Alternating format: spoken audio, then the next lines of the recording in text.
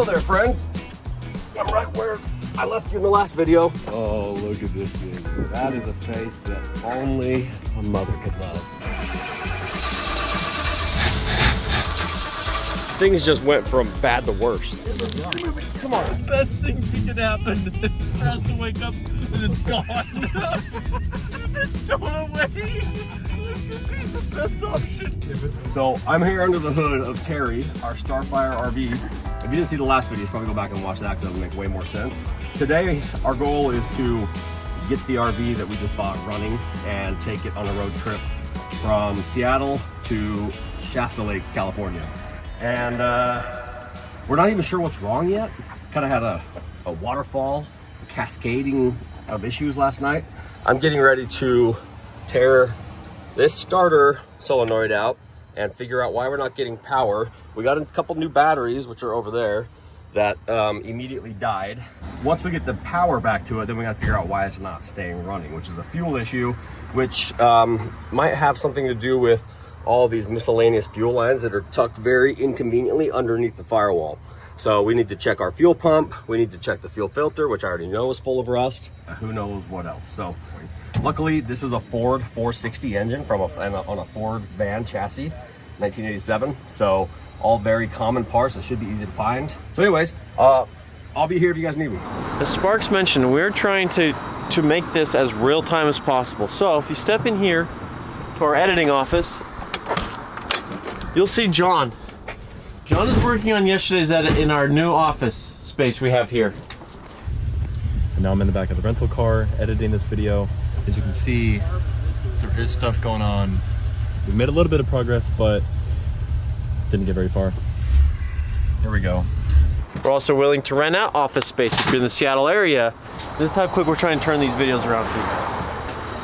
What else you need?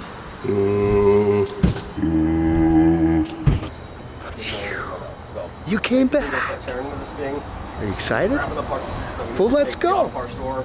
Man, I'll tell you what, yesterday I was like, should I bring tools or just buy tools on the road?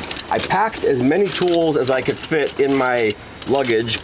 I wasn't able to bring nearly as much as I wanted to, so I had to really scale it back, which is why I have this kind of just go bag of tools, like just pliers, wrenches, miscellaneous screwdrivers, tin snips, vice grips. It's pretty common size Allen. Yeah, it is actually. I use that thing often. And who's only opening up that much? When you need to cut, just like chain link fences. Exactly. Size of chain link. Those are chain link cutters. Yes, it would. Cut a fishing line wire. Yes, it would. Go find a chain link. Go find it. I need a little zip tie, guys. It's looking pretty worn out in here. I really hope I don't have to rewire this thing on the side of the road, because that's not going to be fun for anybody. Oh, wow. You're in luck. I have. Oh, how handy. He happens to have some of the zip ties that I'm part of the company. I don't like the way that came out. Well. He has some of the zip ties that are from the company that I own a part of. This, my friends, is called Grip Lock. It is the world's greatest zip tie. And the reason why is because it's got, see that blue right there? That's like a rubber coating that's fused into the body of the zip tie, so it actually holds things in place and doesn't chafe and doesn't fall apart.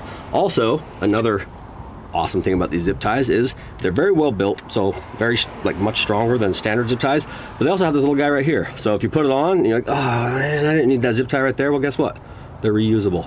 You pull the little tab.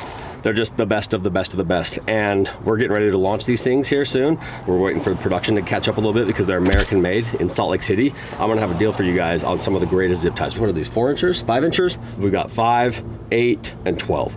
And soon we're gonna have a lot more sizes than that. But I just wanted to give you a heads up since we're using them right now. Is this where people like do W's in the chat for zip ties? Dude, grip locks? What does a W in the chat mean? I think W in the chat's like, oh, Jimmy did something really cool. Let's put a W in the chat. W in the chat for the grip locks. I think, but I don't think you did on YouTube. Oh. On a scale of mechanic skills from 0 to 10, where do you see you lie? Me? Yeah. I'd say I'm a solid 8. 8? Yeah. An 8 on the mechanic scale out of 10. Yeah. Why were you thinking higher? What were you thinking higher? I don't know why that was so shocking to you. An 8 is high, dude. Yeah, and when have I not fixed something? Who's the best mechanic you know? Or is it all like depends on what we're talking about? It depends on what you're talking about. He's got the gumption. A lot of people don't have the gumption. You just keep figuring it out. Yep. There's a couple people in my life I know that have it. Dave's one of them. And Hans, you actually got it too. So. When you're not being a little booch. Yeah, when you're not being a little booch. Do you know how many millimeters an 11 millimeter wrench is? 11. What's half of 25? 12 and a half. You follow that? There's 25 millimeters in an inch. I didn't know that until just now. I'm today years old when I found that out. I learned that a few years ago, and it has helped me. Yeah, that helps a ton. So much. That should be a lesson every father teaches their son at a young age. I still don't know what we're talking about. Millimeters in an inch. Yeah, that doesn't help me at all. So. Guys, I got great news. We found the Napa of all Napas. This is the Napa mothership. It's like the Napa Superstore, and it happens to be the closest one to where we're at. All right, let's get in here. We're back from the Napa Superstore, and we got a whole bunch of Napa know-how. We've got an electric inline fuel pump, which I did not see this thing have before. If it did, it's hidden. It might have an in-tank pump, but I don't know. The main fuel pressure comes from a big pump on top of the engine. Crossing our fingers, hoping that thing's good, because if it's not, then we're gonna have to go back and get one of those. It's cheap, but the problem is, I didn't see the one that I needed. This has like kind of a weird one. We're gonna install the inline fuel filter.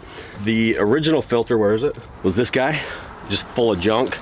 Not much is passing through here, so we pulled it out and we just emptied, it just have like an empty fuel filter housing there. Filled that with sea foam, so when we start it, that's gonna shoot through the engine, clean out the carb. So we're gonna hold off on putting this back in until we can find a new one.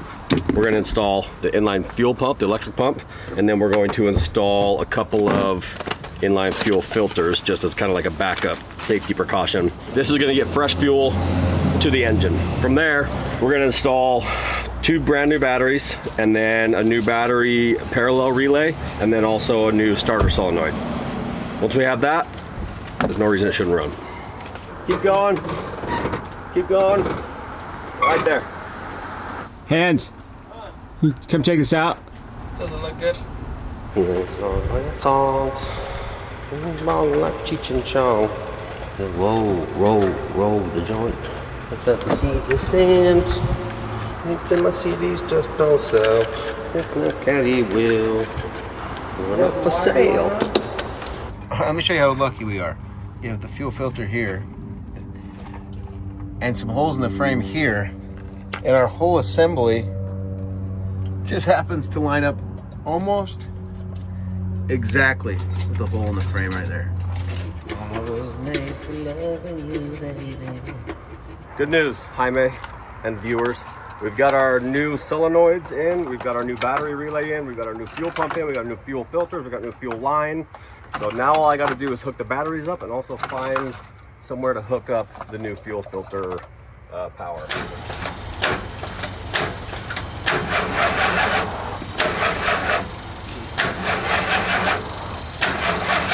I think everything we've put in works. Now it sounds like maybe the starter's going out. $3,000 into parts yet? We're about 2,500. I'm gonna need you to work for free the rest of the week. We're gonna need everybody to watch this video twice so we can pay for the parts. Thanks. You gotta be pissed. How's it looking down there, Dave? It's looking good actually, because the starter is bound up and there's stuff falling out of it. Boy. Oh yeah, she's toast. It's all loose and floppy doppy dong. Update, Napa trip number 2. Got everything installed, ready to go, and the starter was acting up. Could have been one of our main problems all along. It's in rough shape, so we're gonna get a new positive wire for the starter, and then a new starter. I think it's on repeat. That makes more sense. A lot more. We are JB welding this fuel pressure return regulator, which is a very specific Ford part, which according to the Ford dealer here in town doesn't exist anymore. It's not made anymore, but it's also super critical to, there's probably a replacement for it of some sort, but we looked everything in the Napa system and they didn't have anything that was even close to this. Since we're not looking to rebuild the entire fuel system right now any more than we already have, then we're just going to basically JB weld this part and fix the leak, because a leak out of this bad boy is terrible because it goes right on top of the engine. Huge shout out to the Napa and SeaTac. It's a big distribution center. Staff here has just been unreal. We've been here 3 times today.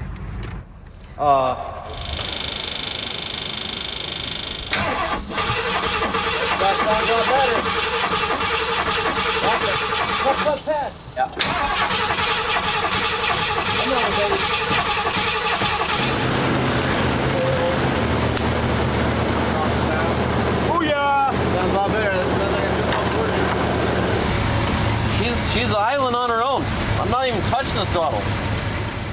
I decided that we needed to make some new fuel lines. Not that I wanted to. Well, we needed to because this happened. Well, that had a leak. Yeah, this had a hole in it. We got like a pipe shop back here. I created some tubes with some flares and some swivel nuts, and now we're gonna attach some fuel line to it, because there's no way I'm gonna try to bend an exactly perfect fuel line right now. We're just gonna create our own ends with these stainless pipes that we just put flares on, and then we're going to clamp some rubber fuel line in the middle section to the other stainless steel clamp that we're creating, so that we've got some flexibility for a quick, easy install. So we've been sitting here for the last 2 or 3 hours coming up with our own fuel system components. I do mind a gasoline leak right on top of a hot engine, because that's a recipe for a fire.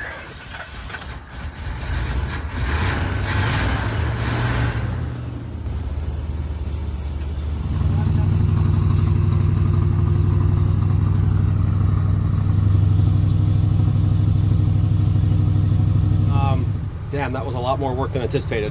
New inline fuel pump, new fuel filters, new fuel lines for the carburetor, new gaskets for the carburetor, new starter, new batteries, new starter solenoid relay, battery relay, starter wire, and that's about all I can think of, but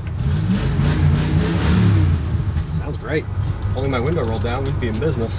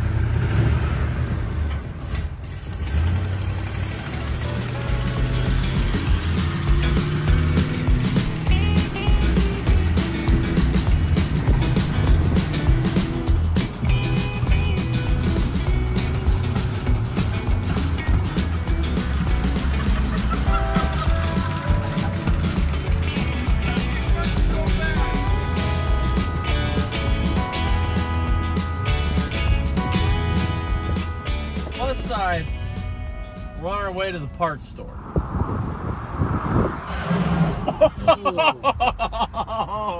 You got it.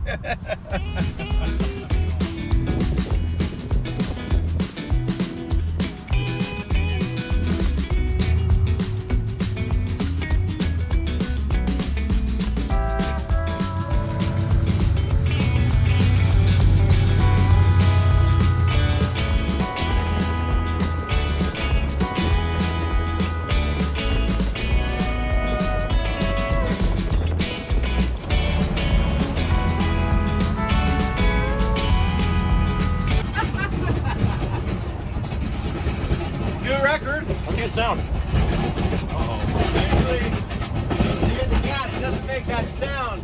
It's like something's spinning and not staying in a straight line anymore.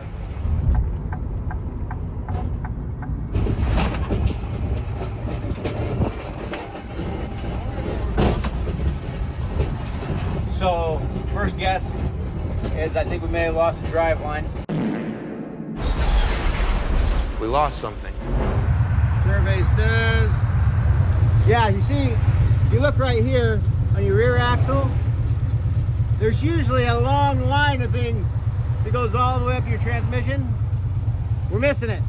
We just did the driveline delete kit on the highway, and now Napa's closed. Yeah.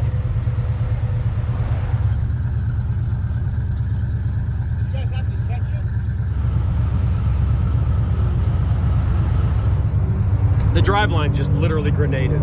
Just I look in the rearview mirror and there's sparks flying everywhere. It's not good. You shut her down so I can get right there. What was that trick? That was the ejecto drive seat driveline. That was the temperature got too hot in the cab, but Dave said auto combust. Is everything still there? I mean, I don't know how you define everything. Shocks are leaking all their oil. Pretty sure there's a hole in the floor. What caused that, do you think? Just vibration, just old U-joints. This isn't full drive. Not full drive. I can't believe that drive line. That's the full drive line. No, there's another piece that goes on it. There's a two-piece system.